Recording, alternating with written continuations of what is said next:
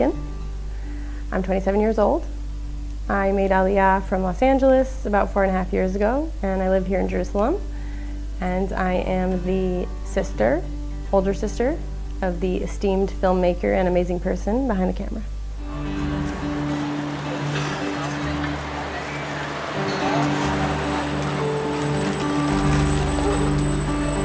It's very challenging for me to choose a beginning of the journey, probably because the beginning was when I was born.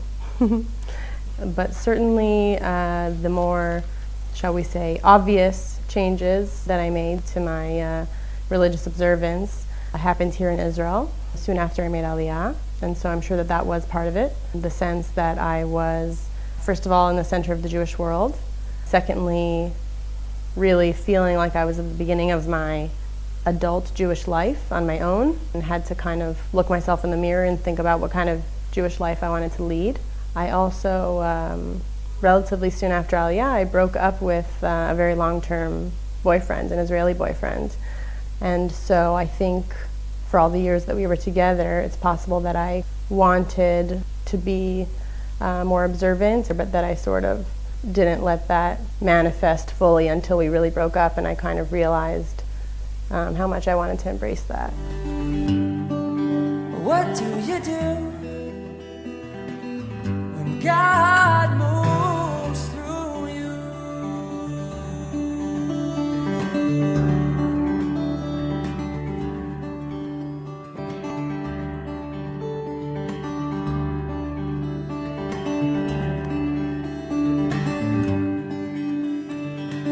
Telling people about my religious evolution definitely was a challenge, and there's actually part of it that I regret. At least where I was coming from, I always remembered this discourse that happens when you hear about someone who becomes religious.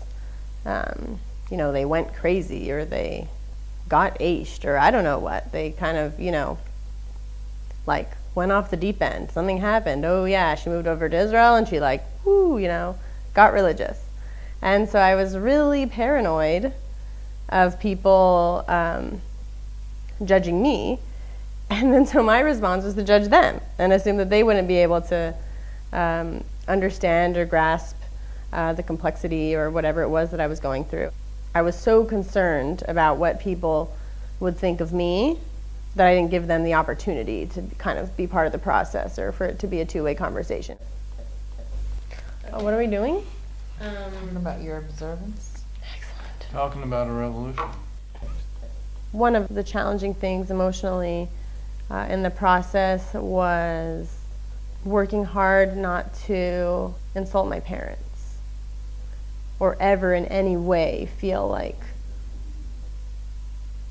what they had given me wasn't enough, or like I felt like they didn't accept me, or like that they would feel that I didn't accept them, or that somebody's standards weren't good enough for someone else, or something like that. The thing I'm worried most about was how it would affect our time together and whether it would get in the way of us interacting. You know, I think your mother and I have had some interesting discussions about, you know, are we worried that you're going to be one of these Haredi people that basically sort of disowns you if you don't take on those practices, or they're afraid, you know, you're going to. You don't have to worry about that. No.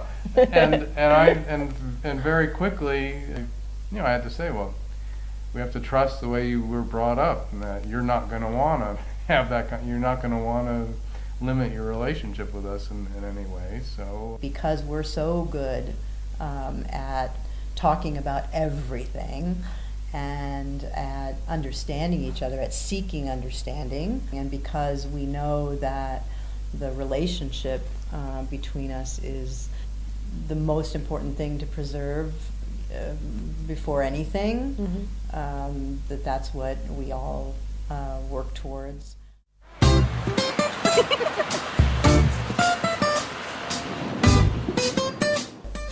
My parents, despite the fact that they'll contest this, of course, are some of the most religious people I know, because their humility, their generosity, the way that they relate to other people, their priorities, they gave us the tools in education very consciously to be able to know more and do more Jewishly. And so in that way, on a deep level, I feel like, if anything, I'm really just respecting and taking them seriously. They always have accepted and supported me from the beginning, and are even, I think, proud of me, and so it's actually been a point of connection.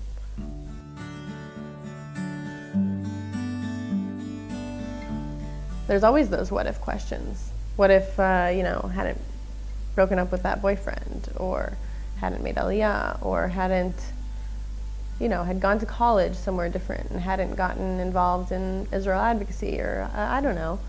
Hard to say, of course, because only God knows. But I'm sure each of those things would have, changed the course. But would they have changed the destination? I don't know. Kind of feel like somehow I would have ended up in Israel and living a religious life, even if I would have gotten to it in different ways. Somehow, sometime.